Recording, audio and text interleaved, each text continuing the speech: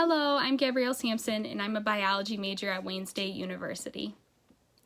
Imagine that after a long day of classes, instead of going back to a house or a dorm or an apartment, you have to either stay on somebody's couch instead of a car or even outside. And Klitzman explains that this is the reality for some college students. They don't have a place to stay and sleep and study and eat at night. Homelessness is it's a widely known topic, but homelessness in college is often seen as a taboo or something that doesn't happen. But in reality, it happens across the nation and on many campuses. I have a personal connection to homelessness, being that for the past 13 years, I've worked with the program ChristNet, which shelters and feeds those in need while we direct them to new opportunities for jobs, as well as open opportunities or better housing plans for them.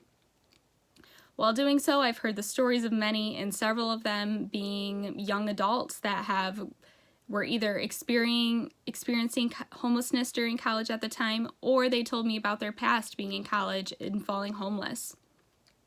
So today I'd like to talk about 3 aspects of homelessness. First being how students may fall homeless or entering school in an unprivileged situation. Secondly, I'd like to talk about the struggles that they endure every day, because being homeless isn't easy and going to college at the same time makes it even harder. Thirdly, I'd like to talk about the negative impacts that their struggles have on their education every single day. So let's begin with their financial circumstances and backgrounds that can lead them to be homeless. So first, Broughton and researchers explain that they may receive aid or scholarships through FAFSA, the free application for federal student aid, but that doesn't always mean that it covers all of the basic needs such as food and housing, transportation, health care.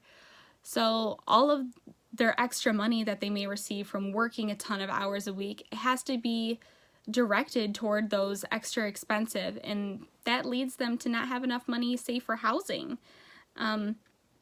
And Broughton goes on to explain that in addition to working, most students increasingly rely on loans, stretch their budgets, and attend school without first securing their basic needs. Everybody's basic needs to be met, so being a student and not being able to secure your needs is definitely an issue. Second, there's students that enter college homeless, such as those that have been in and out of homelessness throughout their life, as well as foster care students who have aged out of the system at the age of 18.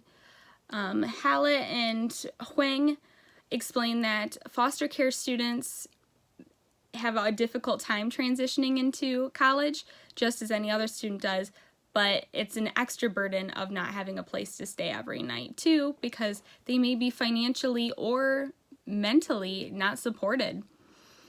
They also explain that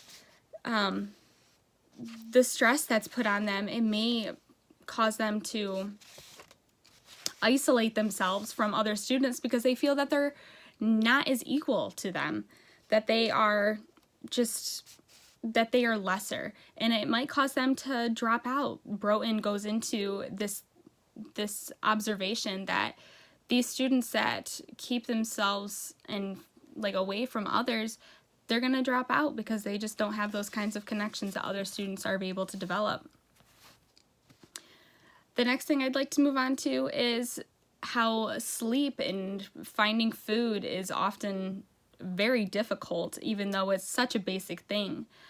Klitzman explains that students may live in either parks or abandoned buildings, in cars, they might go couch surfing, but it's not a safe place to sleep. No human should have to sleep in uninhabitable conditions.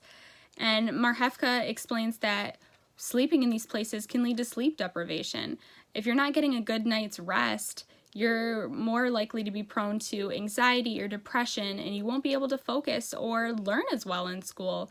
And that's very difficult being in college as well, especially when you are competing against other students to do the best you possibly can and get into special programs. And then it goes on to food.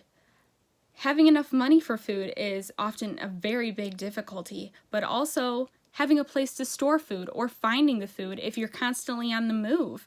It's very difficult, and Hallett explains that often this having food insecurity goes hand in hand with homelessness, because when you're up and on the move, you don't necessarily have that money or time to find food or prepare it. And money is ultimately for both. It affects both their food and their housing situation. Not having enough money ultimately leads to food insecurity and housing insecurity. Let's move on to their educational deficits that can be caused by their housing instability. So Hallett explains that many students feel that they need to take a pause or unenroll themselves for a while because it's just very difficult not having a housing situation.